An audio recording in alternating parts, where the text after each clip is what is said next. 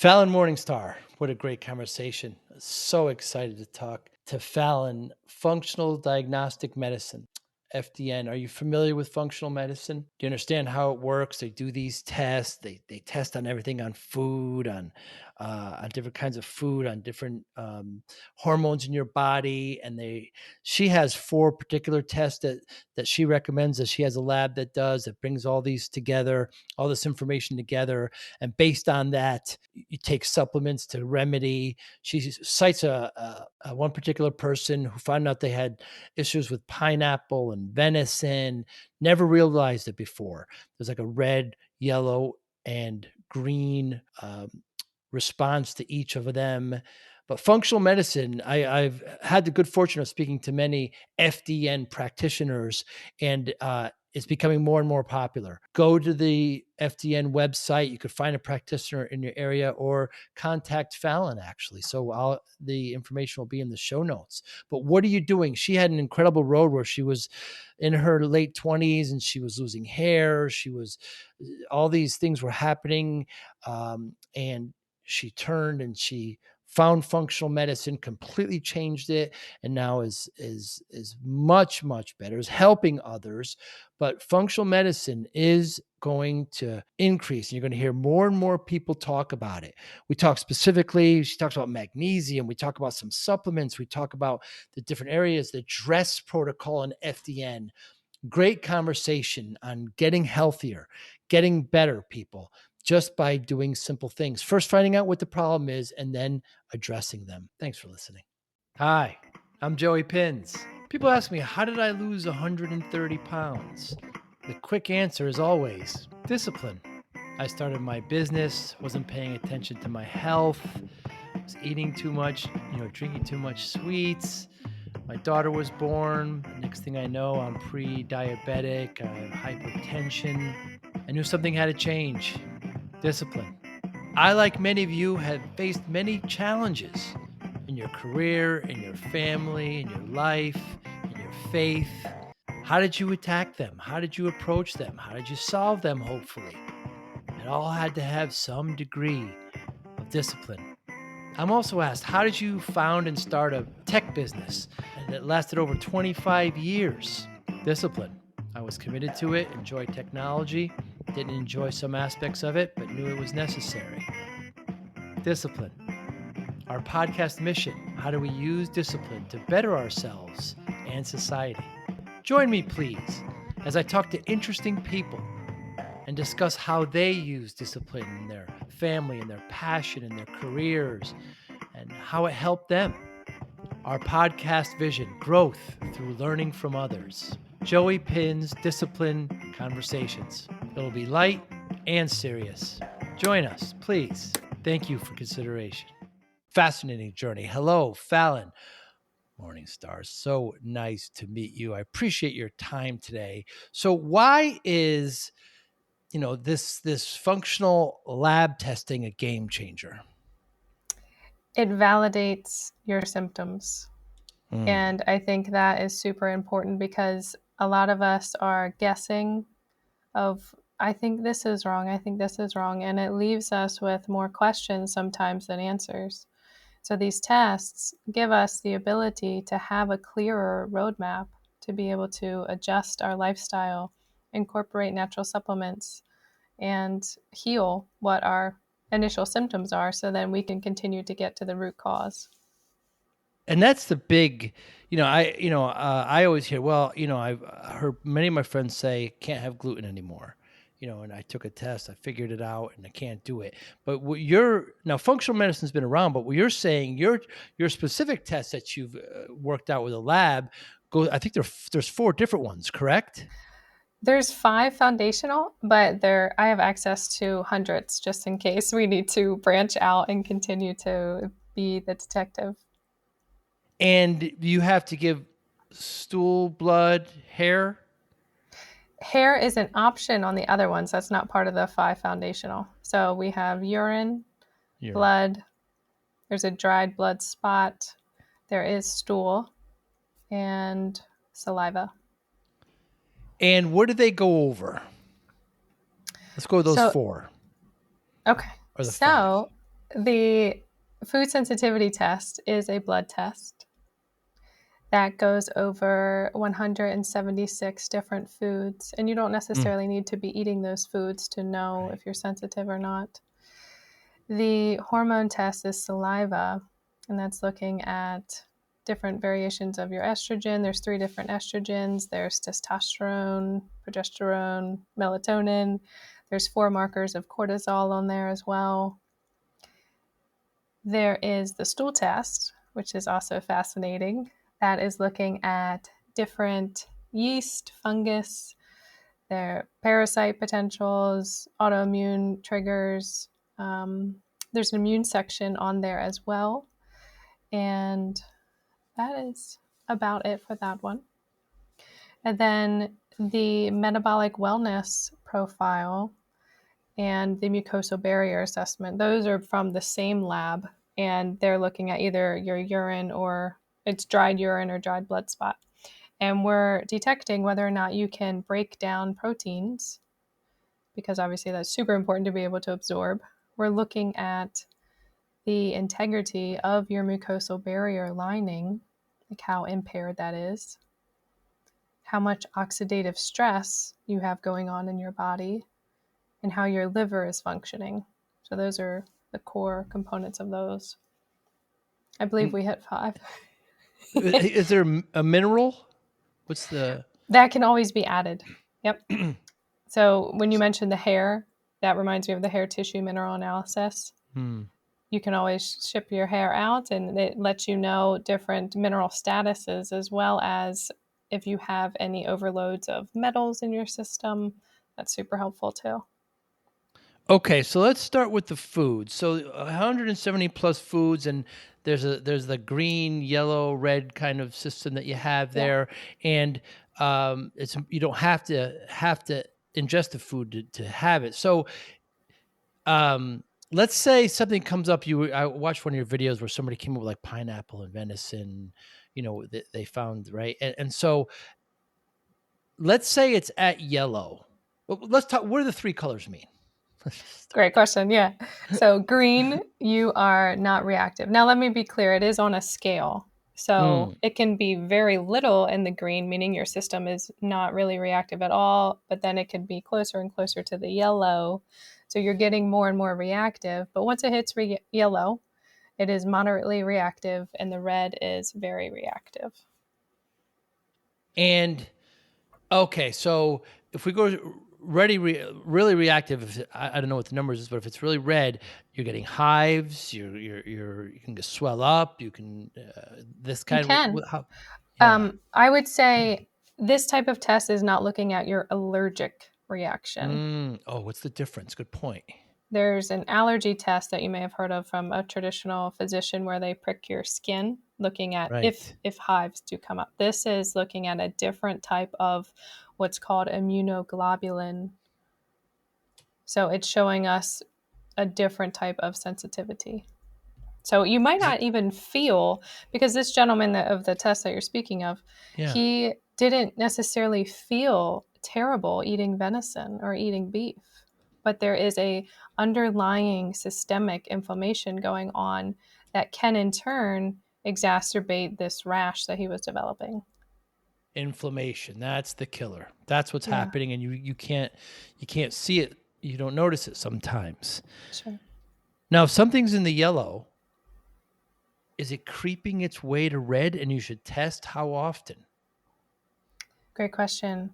Yellow, we absolutely do like to remove as well because it is causing a moderately high inflammatory reaction. So I would say we're so individualized, but it's looking at your current state of health. So if we're removing those yellows and reds for at least 90 days and then slowly reintroducing one food by one food to see if we have a reaction still, that is a good way to kind of cross-check how much healing has been done. Because, if you're on a diet for 2 weeks and you feel great, and then you hop off the diet and eat something out of routine, you feel it that much more because your body hasn't had it that long. So we like to slowly reintroduce. And then it could be maybe a year down the road, you get a test again. you could have one or two in the same yellow or red, or you can have completely different. I know for me personally, I have had lamb being reactive both times. Mm. Now, the grains category, the first test versus the other test, completely different because I did a lot of healing work around just specifically the grain category. And these 170 foods that are plus foods that are selected, are they commonly inflamed? I mean, how's Not that done? necessarily. Yeah, you have really there's a ton of vegetables, ton of fruits. Right. There's flavor enhancers. So it's not necessarily. Now, I will say the most common ones are on there, of course, but Mm. there's no big correlation between, apples being very reactive or beef or even lamb or crab. So it does vary, but certainly ones that we do see a lot are the grains, are potentially cow's milk, and I think a lot of that has to do with how that food is Mm. processed. That's another thing too. Occasionally I'm eating or I'm doing something and I notice I'm starting getting a little stuffed nose. So I sort of think, okay, there's something something's happening here. But then I think, well, maybe it's just allergy, or maybe it's something in the air. Maybe it's not something that I'm eating or drinking. It it's so tough to figure out why that's happening. It is tough. I'm going to agree with you there. It really is Yeah. tough. I would evaluate when that comes up, when that stuffiness comes up, if it can be food or where you're eating in your home or Mm. elsewhere. I would evaluate all of that. And sometimes it's super hard to tell what it is because you could have an inflammatory reaction 48 hours after you've eaten a food, for Oh, example. wow. So it Wow. is tough to make that correlation sometimes.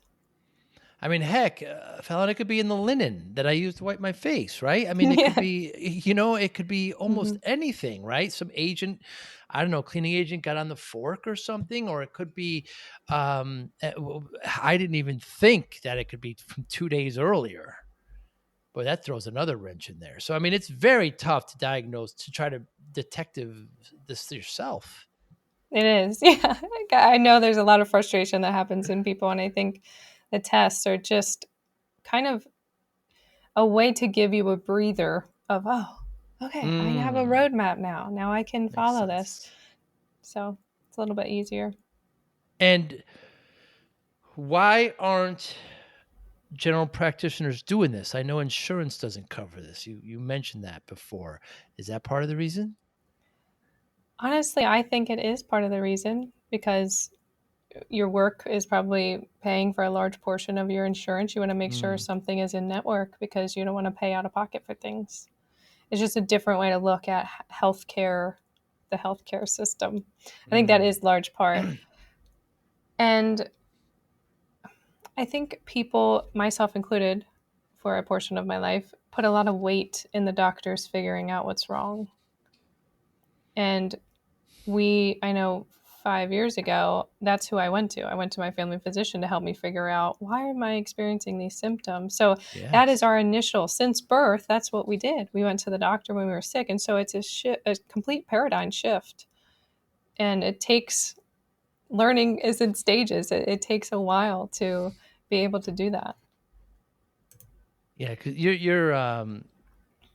were, I think you were in your late 20s. You weren't feeling well. You were losing hair. You were emotionally eating, and you couldn't figure out why. Your gynecologist, your general practitioner just couldn't help. So you kind of went on this journey yourself. Um, but it's almost good that it happened. Otherwise, you wouldn't be where you are now. Right. There's that balance of, man, I'm so frustrated that all this has happened to me, but man, I'm so blessed that this has all happened to me because it's Right. brought me to here. And to try to figure out now, I'm very much older than you, but I mean, as one gets older, your body is going to, is this just a theory? Is your body going to do, it's going to be tougher for your body to kind of resist some of the things that it has been, right? Is that a myth Mm. that you're fighting these off when you're younger, you're able to fight it off better, but when you get older, they're just lowered? I would say as we age, the ability to be resilient changes. So a sickness for a 13-year-old is much different for a sickness than a 50-year-old. And it really depends how you live your life. I think the body always, no matter what age, has the ability to just innately heal itself. So it might be that the 50-year-old has to take more of an effort or more of a oomph in their shifts in lifestyle to get kind of the same or similar benefit as a 13-year-old. That makes sense. It certainly does. And you're not okay. So once you get these results, you could start recommending supplements because you're not a doctor, correct? That's the next course of action to try to not medication, but hopefully get some supplements that can help with some of these issues, correct? Correct. And I will say that the way that us as practitioners, and I say us being the company that I got the certification from, Functional Diagnostic Nutrition, we like to approach the body using what's called the DRESS protocol. And that is an acronym that stands for diet, rest, exercise, stress reduction, and the last one is supplementation. So that's just a fifth of the puzzle. So we put a lot of weight in the lifestyle factors before we resort to a lot of the supplemental factors, because that is important. How you lead your life enhances your epigenetics, which it changes your gene expression. So even if you have a family history of dementia, diabetes, cancer, whatever, yes, it might be in your genes. However, the way you lead your life turns on and off those genes. Yeah, it certainly does. And diet, rest, exercise, stress, supplements. I take some supplements, right? So I do some research on it. I take some, uh, and I remember last doctor visit, she asked me what am I taking with supplements, and I said, I'm taking some like fish oil. I'm taking, and then I mentioned quercetin. You're familiar, of course, Yes. and she didn't even bother writing it down. She kind of rolled her eyes. Okay. And then I said, I'm also taking lion's mane, the mushroom, and didn't even write that down. So it's like, just the medical establishment doesn't really treat supplements as seriously as they should, perhaps. Or maybe the more helpful ones with the Ah, least amount of side effects, maybe. I don't know. it's I mean, they don't cause harm. I mean, I look at it, I hear somebody say, well, I've been taking these and I don't feel anything different. So, well, it's not supposed to make you feel different. Maybe it's fighting something off that you didn't know about or something that you had to cut short. It's not like taking sugar or something. You're not going to feel energized after it, right? I mean, what are your Sure. feelings on that? I completely agree. There are some things that I take that I don't have an immediate jolt of, wow, this feels Right. good. It's not always like that. There's much deeper processes going on. There's different enzymes that are functioning in the background. There's everything. There's a lot that functions in the background to support your mitochondrial health. And me being 30, 60 comes around in a blink of a minute, but Sure does.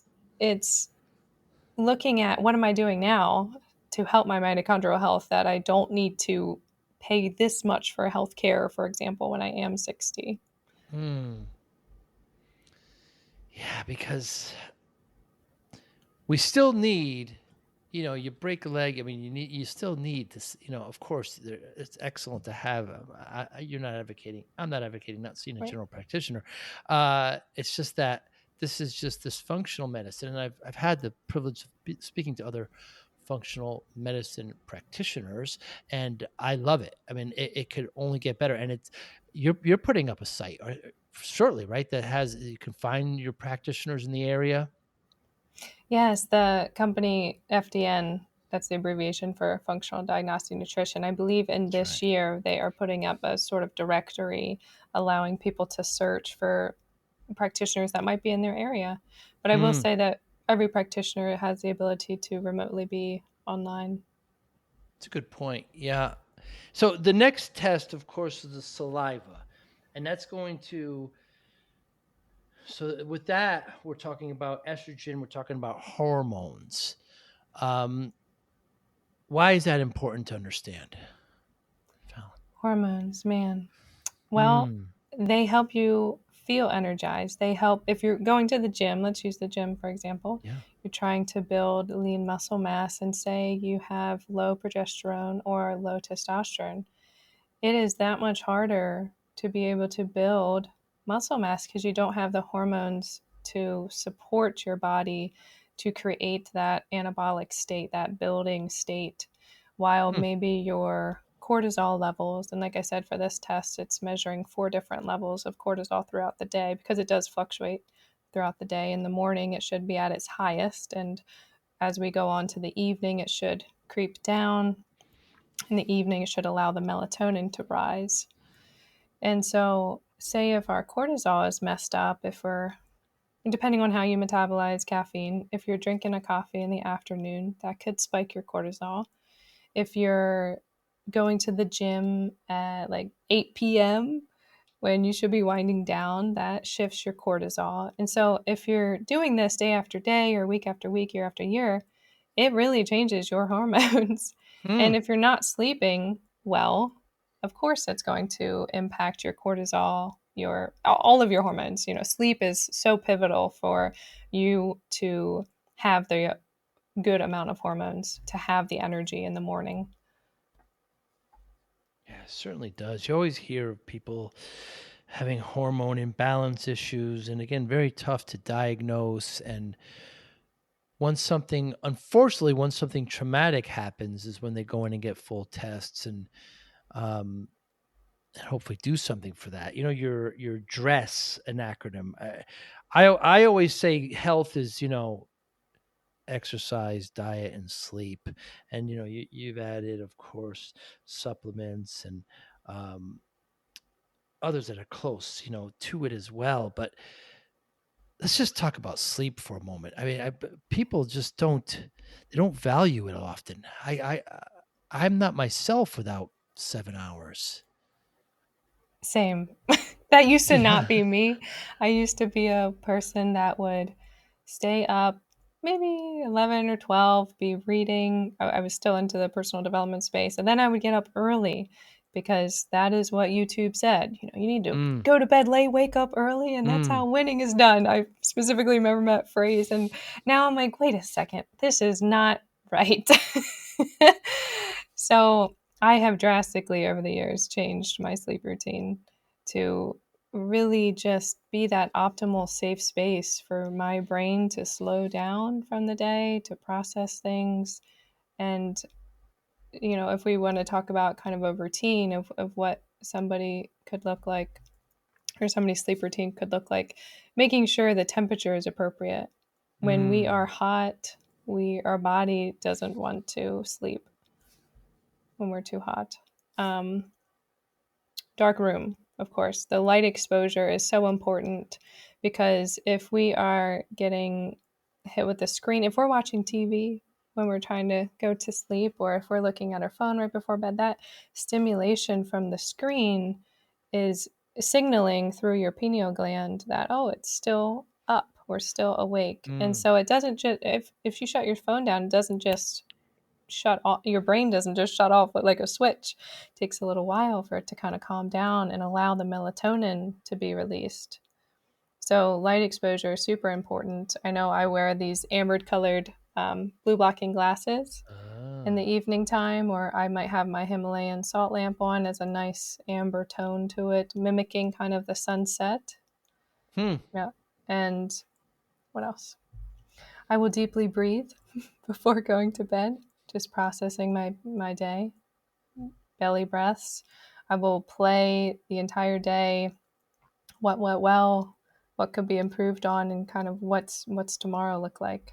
So just giving yourself even 5 minutes, 10 minutes to have that space of stillness is so pivotal.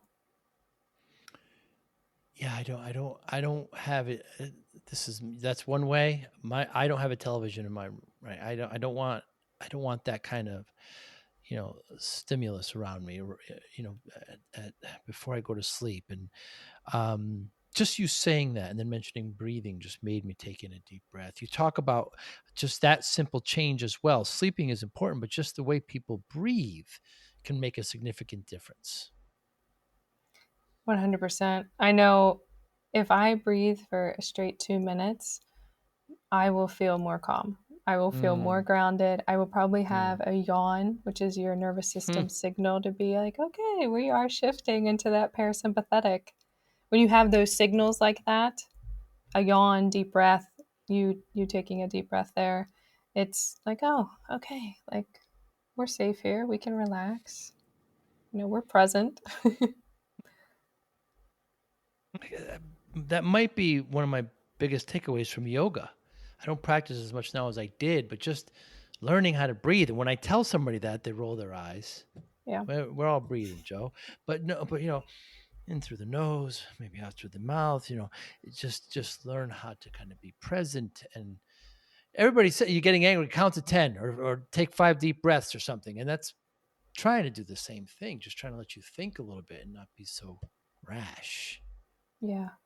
I think a lot of times when we breathe, then it's like our thoughts become conscious almost. And sometimes I think it can feel overwhelming for people like, oh, I Mm, need to keep going. Like, I can't just sit here because those thoughts creep in. And usually it's like this fear that we don't want to feel all of these things that we might not processed before when we were 6, for example. you know, mm. I know that And was for you're me. When I went through all of these physical symptoms, it was like I did not have an awareness for my emotional self because no one taught me how to healthy cope or set up healthy boundaries. And so when we slow down, we can hear all these things come in. And it's an opportunity for us to Hmm. process them. But I think it's super important to, if you have no idea where to start, super important to find someone that can help create that space so you can learn from them. You're a big proponent of meditation along those same lines. Yeah. And that was very hard for me to start because I was against this quote woo woo type of thing. I was like, I am not going to sit Indian style with my fingers like that. I was like, that's not me. I'm Hmm. into the bodybuilding space. Sorry. Yes. And then when all of these symptoms came up, I'm like, okay, well, I think we can be a little bit open to this and giving it a try. And so through discipline, every single Hmm. day, at least 10 minutes, I would do it. And I started to feel better. And I'm like, okay, there's something to this. I don't have to sit like this, but I can lay down in my bed and listen to something. And at first, it was the person was talking. So it was a guided meditation because Right. if it was just frequencies, I couldn't. I Mm, couldn't mm, focus to so mm. many thoughts. But if someone was speaking, I could follow them into the forest or wherever they were guiding me. Biggest obstacle I had when I started meditating, and I hear this often, is just the practice of separating yourself from your thoughts. And so I remember I was using guidance as well, and it's like you're looking at traffic, you're seeing cars go back and forth. Those are your thoughts. You're on the side looking at them, and just kind of separating yourself from them, and then being able to view, and just naturally you start to breathe better, and you start to. By the way, 5 or 10 minutes, it doesn't cost you anything, people. Just it's just you sit down, you lie down, and do whatever position you like in silence, and just let this happen. Um, it's a changer for me. I also journal. I haven't heard you talk about journaling. I was very religious about that for a while. Here and there, if I feel called to do it, I Mm. will, but it's not an everyday practice right now, at least. So let's talk a little bit more about the FDN. So this is an organization that's getting, like I said, I was able to speak to a few people now, but it's getting larger because people are recognizing that it's necessary. And tell me what the coursework was like. So it was a year long. You have a year long to take it. It is self-paced, so it is completely remote.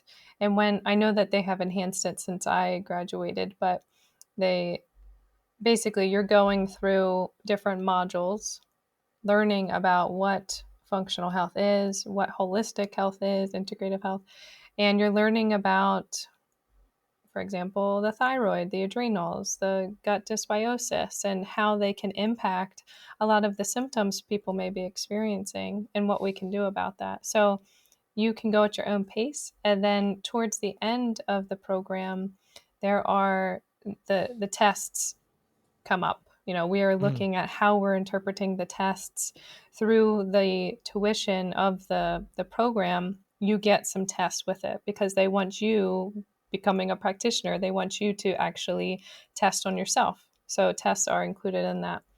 And then at the end, there are clinical advisor sessions. So you being the practitioner, the advisor being the client, how would you work with the client? What would you set up for the protocol? So it's really like case studies to make sure that you're prepared enough to become a graduate.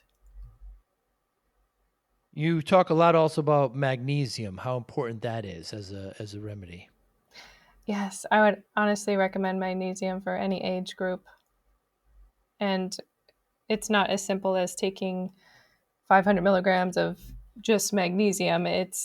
I would recommend through, I don't know if you've ever heard of the gentleman, Morley Robbins. No. He created the book called Cure Your Fatigue. And some of his research is actually showing that the magnesium glycinate as well as magnesium malate are two different forms that can really support your system. So I'm not saying that the other forms of magnesium are bad, Right. but I'm saying, for example, I believe he noted the citrate form. Actually, some people take the citrate form to specifically for constipation, but his research is showing that it could deplete your copper levels. And that is very important to have copper balanced with your iron levels. It's like that very narrow teeter totter of all of our minerals being balanced. So the magnesium malate as well as glycinate are the two forms that I mainly recommend.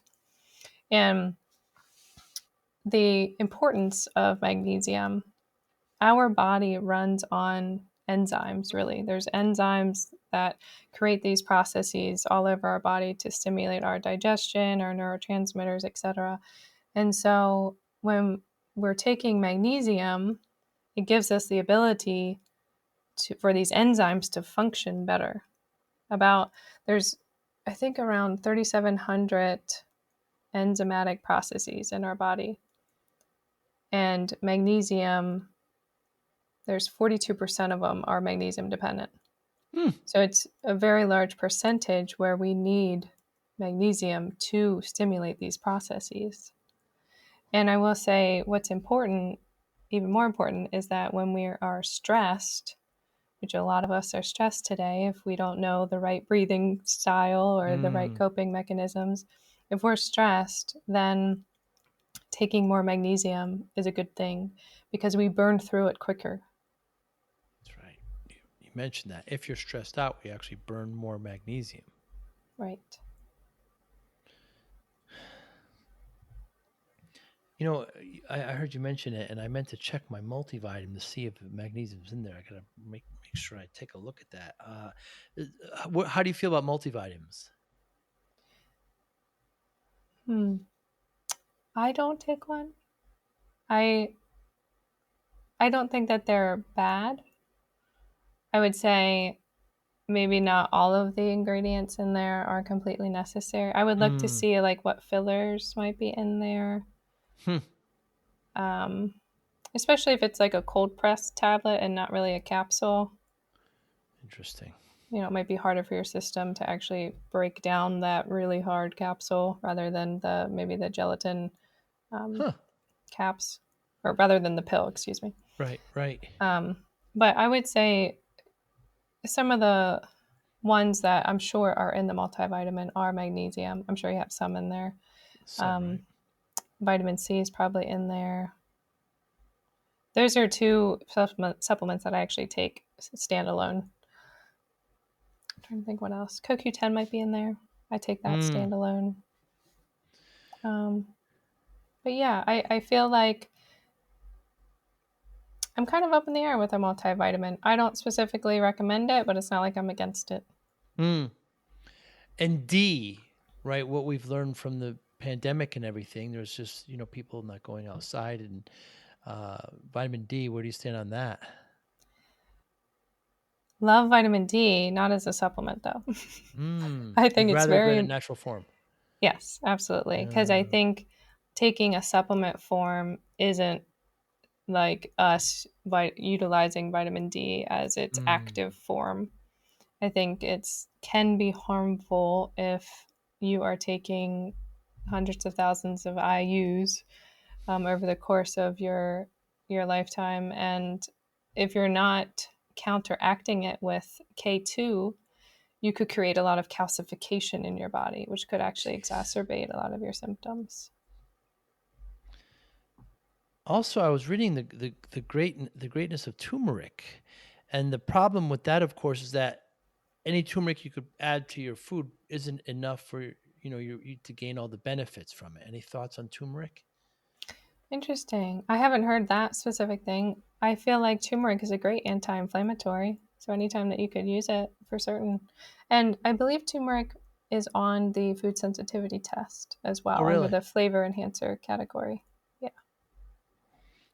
I'm a soccer player, and we had an old Polish coach, and he used to make us eat a half a banana before the game because the potassium would avoid cramping. Mm, wise coach. Not bad, right? Yeah. Yeah. Yeah. Yeah. You also mentioned at one point, one of the tests you talked about, you didn't say gut specifically, but I think that's what you're referring to. The lining of your gut is very important, the health of that. Yeah. Your mucosal barrier. Mucosal barrier. Yes, that is one of the tests. So we're looking at how degraded your mucosal barrier might be. There are different, of course, it's a barrier for a reason. It keeps in a lot of the stuff that shouldn't go out into your general circulation. So over time, as we're stressed out from the food sensitivities or from the water, from the air, whatever have you, the gut lining and the barrier actually open up. It gets degraded, it gets impaired. You cannot absorb and assimilate the nutrients that you're consuming. So this test lets us see, like, how bad is that? How much do we need to support that in getting better? And another thing it looks at, I believe, is the histamine. Histamine can be one that's very inflammatory as well. So it's looking at histamine levels and an enzyme that kind of helps to balance out that histamine. Do you follow Andrew Huberman at all? I have listened to a couple of his podcasts. Yeah. He talks about what you had, that dress right there. He also adds water and sunlight.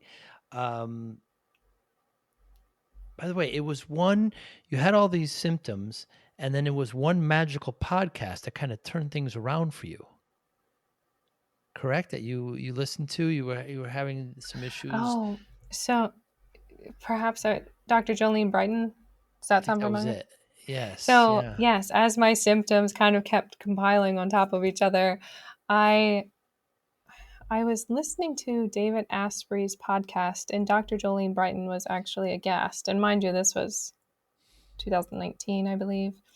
And she was talking about the hormonal birth control pill. And at the time, I was taking that. That's right. And I noticed, I can't pinpoint specifically a date, but over the years that I was taking it, whenever my withdrawal bleed would come through, it would become a little bit more clotty. And I'm like, this is not right. So add that to the symptom list. And I'm like, I probably should stop taking this pill. I've been on it for a decade now, and I do not need it. So that is the podcast that you're talking about, because I ended up purchasing her book called Beyond the Pill and learning a lot from that.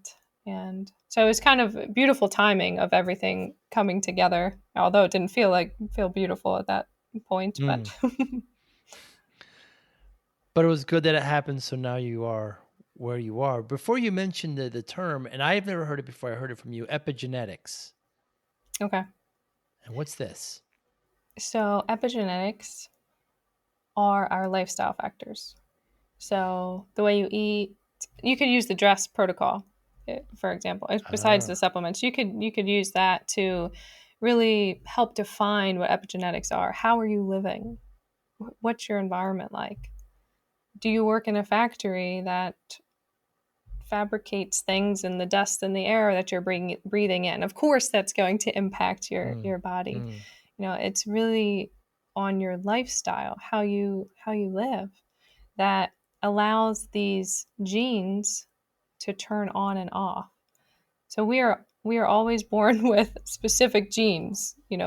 I have found out recently my grandfather's mom had thyroid issues and my grandfather had cancer. So that is in my genes. wow. And some people can look at that as, oh, I'm going to get cancer one day, or you know, I'm going to get this diagnosis. We could label ourselves already as that from fear of this is going to happen to me. But I think that we can use our lifestyle to change our life. That doesn't mean that I'm going to get cancer. I'm always amazed whenever I go to see my general practitioner. They never ask me what I eat. Oh my gosh, And that it, frustrates me. Yeah. it frustrates me. So when we talk about lifestyles, like, what are you, what is your, do you have stress around? Are you sleeping well? Or, what we talked about, or are you, what are you eating? Are you eating a lot of fast food? Are you only doing it? Are you doing 80/20, where 80% of the time is very good?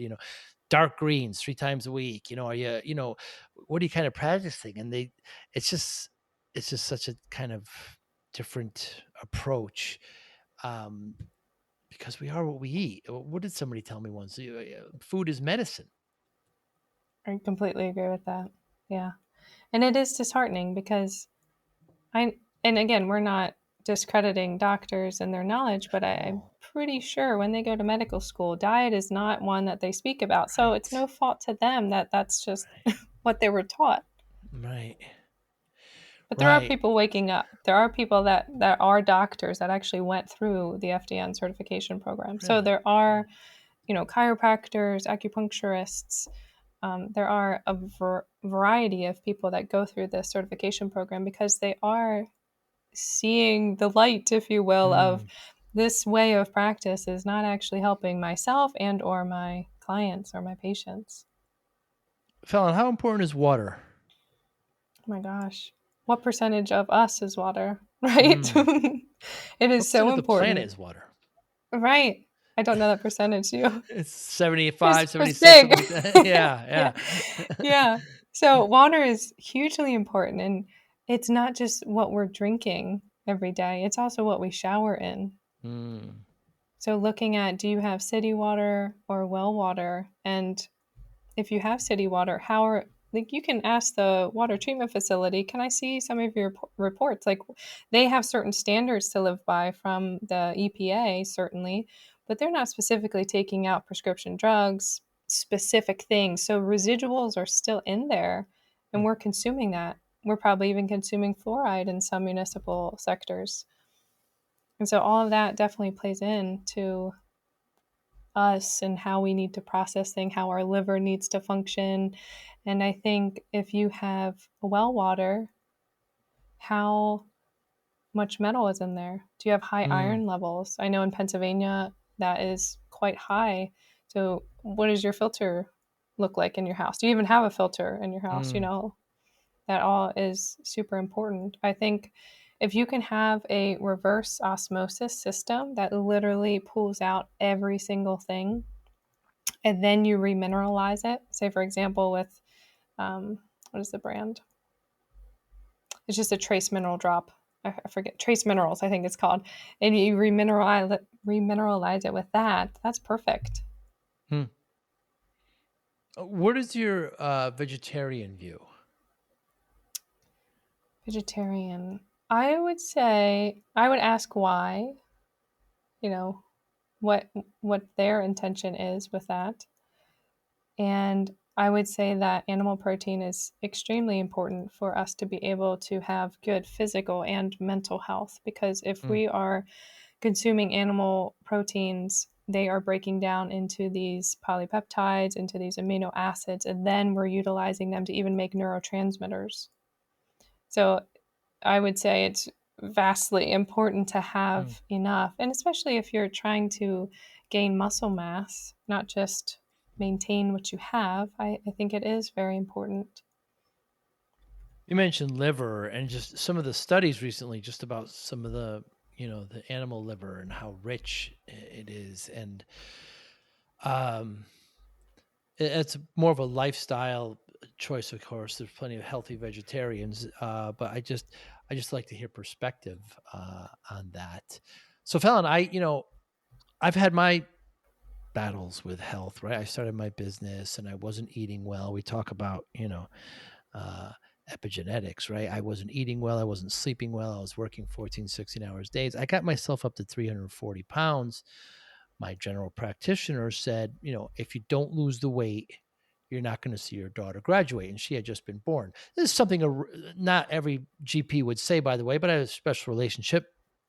So I took the next year and a half to lose 130 pounds. And people always ask me how, and I just say discipline. Of course, there's no secret. Diet, exercise, your dress protocol, right? But discipline is the underlying kind of foundation of that. How does discipline play a role in your life, Falyn Morningstar? Well, firstly, I love that you did that. I think that definitely takes a lot of discipline, and it's just beautiful to see that you've really embodied that for your family, for yourself. I Mm, think for me, when I look at me when I was younger, I don't remember being disciplined. But as soon as I had my health kind of bubble up, I'm like, mm, okay, like I really do need to change something here, because I'm mm, too. I'll be filled with diagnosis after diagnosis, and I'm like, that's not going to help anybody. And I think the discipline has been developed over time. It's mm, trying one thing, seeing how I feel, seeing what results I'm getting, and then adjusting that and trying something else. And it does not mean that I am perfect in my discipline 24/7, 365, but mm. it means that I have the drive to pick myself back up despite the pain that's endured. It's You just continue to go. And I don't know if that's a personality thing that's been developed, but it's just this innate pull that I have. And sometimes I'm like, okay, I can relax a little bit. Mm, I mm, don't mm, have to be so structured. So I think it's a balance for me of my personality and my tendencies to be extremely disciplined and not flow. So I think there's a fine balance between those two. But discipline is just this core desire to make more of your life, like what you have here. We are only mm. here for maybe 90 years Hmm. physically, and it flies by every single year. I'm like, man, that year flew by. Yeah. And it takes that discipline and that consistency, but also the surrender, because I believe that there is already a divine plan for each of us here. Of yes, we have these desires and we have this direction and this intent. So it's kind of to say we do have this control aspect, but we are part of this vast universe where there's the moon, there's the sun. We're part of this universe where we're just Hmm. a very tiny part in it. And so we're just riding this roller coaster. Even though we have a little bit of control and a little bit of decisions, it's like we don't know everything. So we're kind of riding along in this ride, if you will. And like you mentioned before, just being that observer of your thoughts, being the observer of your life and what's going on around you, and deciding how you're going to live. I don't know if that's a roundabout way of just how I look at discipline. It's just this forged desire, this will, Mm. that you just continue to build and build. Yeah, and I think we have something in common in that, when you went the route of, of functional medicine and decided to take a look at this and change, these I was going to say behaviors, but more like afflictions that were happening to you, the way you turned them around, the way you were able to address them. I think discipline, you say you weren't disciplined as a child, but all of a sudden, all this kind of summons and it all, well, I'm going to start doing this now. I don't want to feel this way anymore. So I'm going to do this and it's going to help. You have a great quote, by the way. It's so germane in your Instagram. I forget what you said, but you said, yeah. Why are you loyal to a life that is keeping you stuck? So that right there says it. So we both use that kind of discipline. And the other point I want to bring out, I think you'll share this with me, is that when my goal was to lose the weight, you can't look at it as a finishing line. Okay, it's over now. Now I can go back with 90% of people who gain the weight back or everything. Once you started feeling better, you said, well, I want to continue to feel better. I'm going to continue to do this and look for more ways to feel better. You can't look at it as like, okay, I'm done now. Now I can move on to something. You've got to keep going. You've got to implement those life changes and keep moving forward. And then what's different about you is that you're helping others. But a lot of people just kind of do this and tuck it away. But what makes extraordinary people, Falyn, is that you're helping others do it as well. I applaud you for that. Well, thank you for having this show to be able to have just a channel, because you are helping people a lot with your work as well, and so I appreciate that comment. I appreciate that as well. And as I get older, I'm working on taking compliments. So thank you. What motivates you, Falyn? My goodness, what motivates me? Man. Honestly, it's this desire to be impactful. This desire for impact.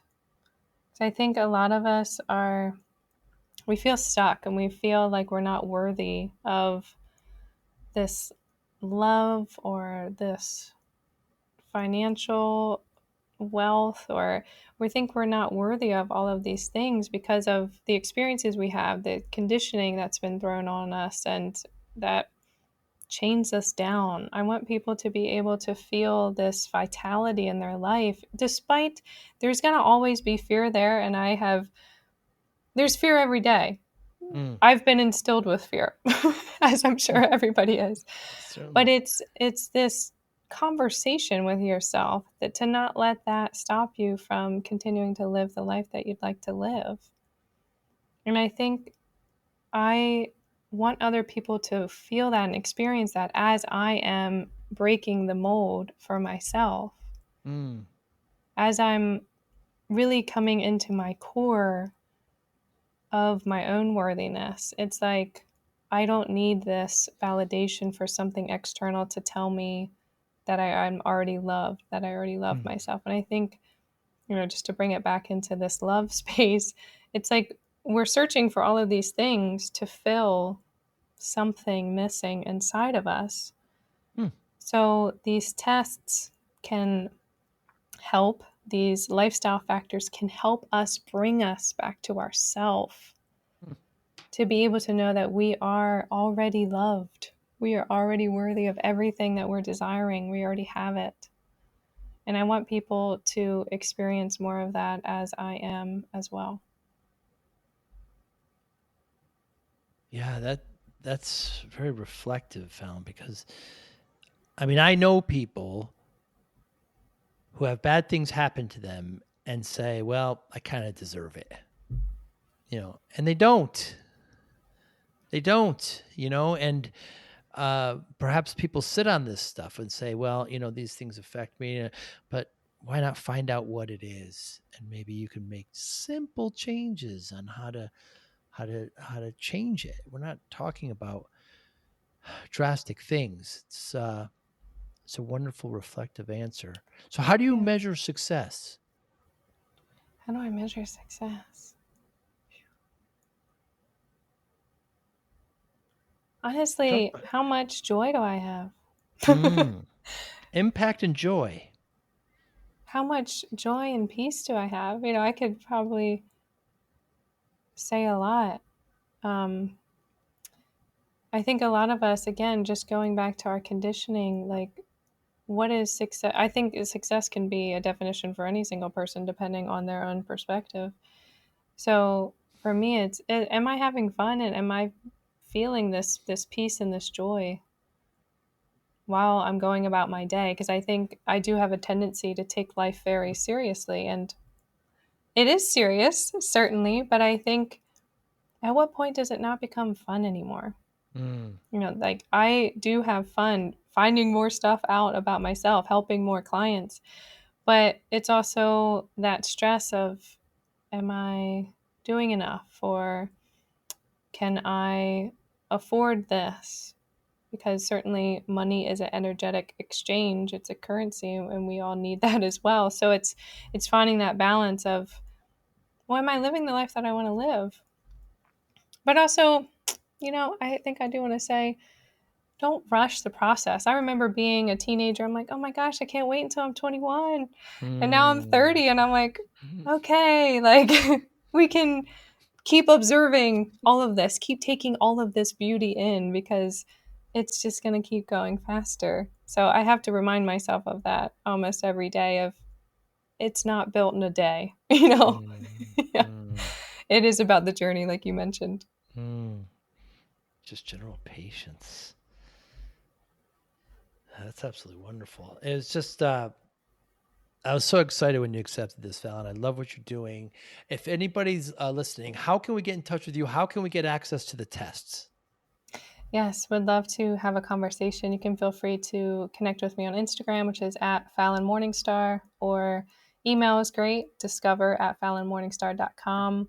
I do have 2 different programs right now that have tests in each of them.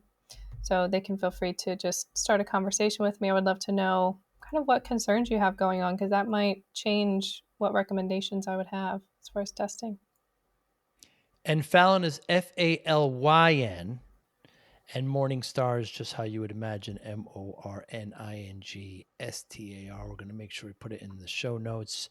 You're on LinkedIn, you're on Facebook, you have a Linktree, you're on Pinterest, you're all over the place. It's got great contest. Your Facebook is cool. You put out these little videos of what you were thinking about and what transpired. And